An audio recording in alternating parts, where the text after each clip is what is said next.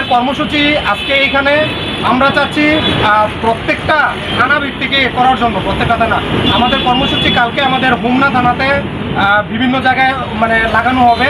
তার পরবর্তীতে তাছাড়া আমাদের যে পার্শ্ববর্তী যে বিল্ডিংগুলো দেখতেছেন এগুলোতেও আমরা মানে লাগানোর পরিকল্পনা করতেছি, অলরেডি কাজ চলমান।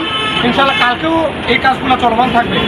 আমাদের ৯৯ ভাগ মুসলিম কান্ট্রি আমাদের, এই জন্য আমাদের কালেমার পতাকা মানে সবার উপরে রাখার জন্য, সবার মাধ্যমে ছড়িয়ে দেওয়ার জন্য আমাদের এই উদ্যোগটা নেওয়া মূলত।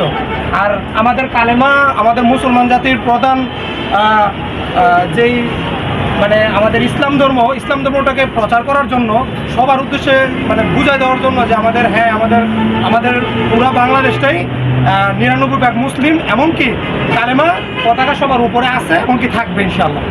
বাগারামপুর হিলফুল সংগঠনের সম্মিলিত কিছু সদস্য আছে, টেন্ডার কিছু সদস্য আছে, খুলনার কিছু সদস্য আছে।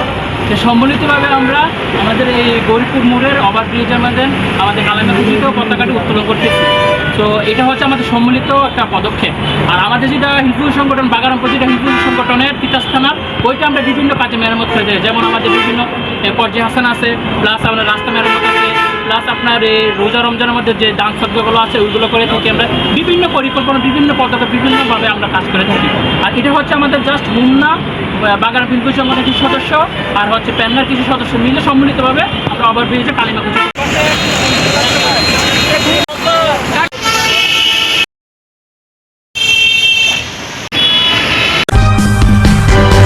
সূচনা community.tv বিনোদনের পাশাপাশি খবর।